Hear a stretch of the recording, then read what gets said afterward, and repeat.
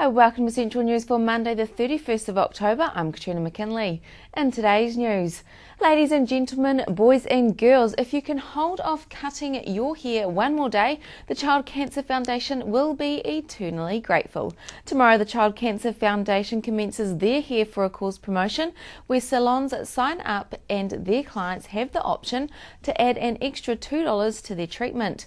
Darwin Hahunga, Fundraising and Business Development Manager for the Child Cancer Foundation, says all money raised will go to the Child Cancer Foundation, with the goal amount being $75,000. We're looking at raising $75,000, and the reason we've chosen that is because all of our children go through 75,000 treatments and procedures every year, and they get one of these special beads for each of those treatments and procedures, so this will make a significant difference for our children and their families. Watch the full interview on Wednesday night right here on Central News.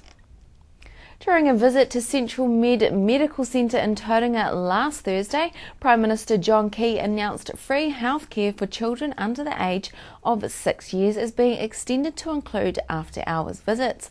The Prime Minister says parents will be able to take their kids to the doctors when they need to without the fear of not being able to pay for it. The initiative is expected to cost the government $7 million a year, but the Prime Minister says funding is already available and there will be no additional cost to the taxpayer. Tauranga's waterfront development plan has council approval, with work on transforming the Strand reclamation expected to begin next autumn.